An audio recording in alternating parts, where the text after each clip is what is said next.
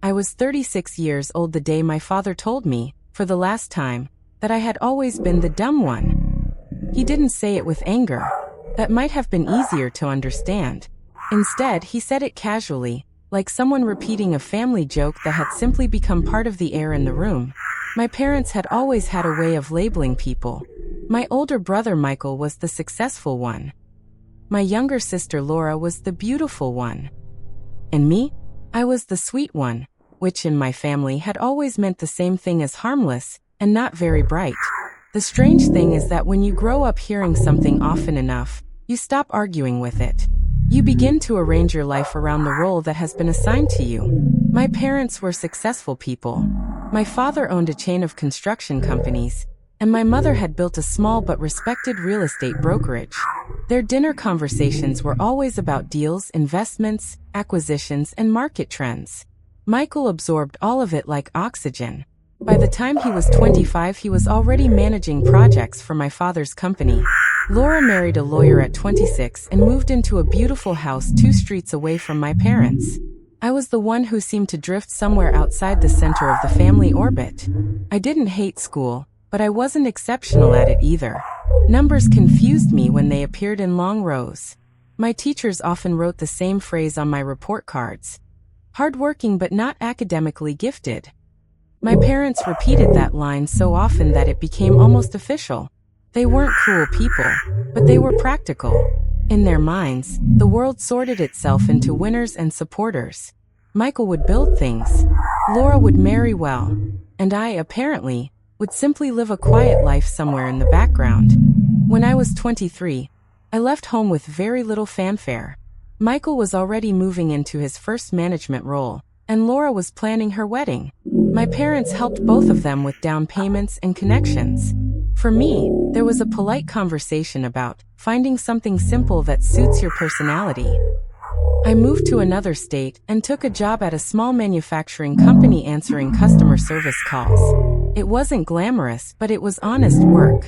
And for the first time in my life, no one introduced me as the family's dumb one. The job was repetitive at first. Customers called with problems, and my role was to listen patiently and guide them through solutions. Most people would probably have found it boring, but I discovered something about myself during those long hours on the phone. I had an unusual patience for details. While others rushed through conversations, I found myself studying patterns in the issues customers described. I began noticing that certain mechanical failures occurred under specific conditions. I wrote everything down in a small notebook I kept at my desk. At first, my supervisor simply appreciated that I handled difficult customers well. But over time, the notes I kept started revealing something more interesting.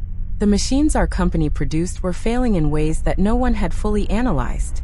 The engineering team treated each case as a random malfunction, but the patterns in my notebook told a different story.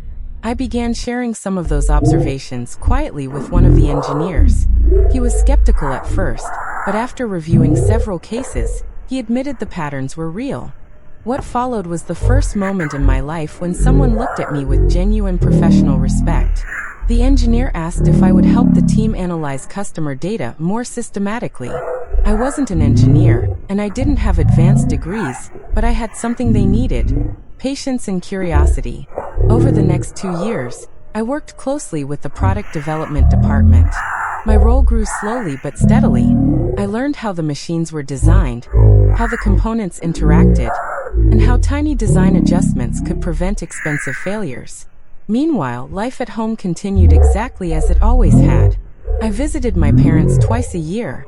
At family dinners, Michael spoke about contracts and expansion plans. Laura talked about private schools for her children.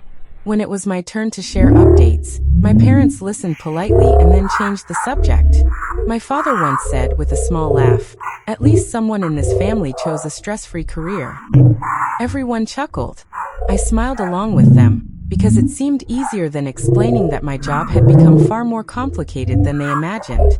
The real turning point happened during a meeting that almost didn't include me. Our company had been struggling with a recurring mechanical issue that was costing millions in warranty claims. Engineers had tried several redesigns, but the problem kept returning. One afternoon, I was invited to sit in on a meeting simply because I had collected so much customer data. Most of the discussion went over my head at first, but then one of the diagrams on the screen caught my attention. The pattern looked familiar. I asked a question that immediately made the room go quiet. I suggested that the failures might not be caused by the component everyone had been focusing on. Instead, they might be triggered by a subtle pressure imbalance in another section of the system. At first, the engineers dismissed the idea, but when we reviewed several hundred cases, the evidence began lining up with my observation. A few weeks later, the engineering team confirmed it. The root cause of the entire problem had been hiding in a place no one had thought to examine. That discovery changed everything. The redesigned system eliminated the warranty failures almost completely. The company saved tens of millions of dollars within the first year alone. But what surprised me most was not the financial impact. It was how people began treating me afterward. Suddenly, I was invited to strategy meetings. Executives asked for my perspective on product performance. Within 2 years, I moved from customer service to a role in product analytics. While my career quietly evolved, the relationship with my parents remained frozen in its old shape. Whenever I visited, the conversations followed the same script. My father would ask how the call center job was going. My mother would remind me that stability mattered more than ambition. Michael still introduced me to his friends as my easygoing sister who works with customer complaints. I rarely corrected them. It felt like explaining a different life to people who had already decided what your story was supposed to be. 10 years passed before the next major shift arrived. By then I had become part of a small internal innovation group inside the company. Our team focused on solving problems that traditional departments couldn't address easily. One of the projects we explored involved developing a completely new monitoring system that could predict mechanical failures long before they occurred. The idea wasn't entirely new, but the way we approached it was. The breakthrough came after months of experimentation. We developed a software platform that could analyze machine performance in real time and identify microscopic variations that signaled future breakdowns. When the system worked in early trials, the results were astonishing. Companies using our prototype reduced maintenance costs by nearly 40%. The technology had enormous potential, and our company decided to spin it off into a separate venture. I was offered a small but meaningful equity stake in the new company. At the time, the shares didn't seem like much. But over the next several years, the technology spread rapidly across several industries. Investors noticed. Major manufacturers adopted the system.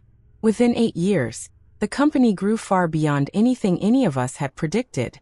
The moment everything became public happened on an ordinary Tuesday morning. I was sitting at my desk when the news broke that a global technology group had agreed to acquire our company. The acquisition price was staggering. My share of the equity translated into something I had never imagined seeing in my lifetime. $47 million.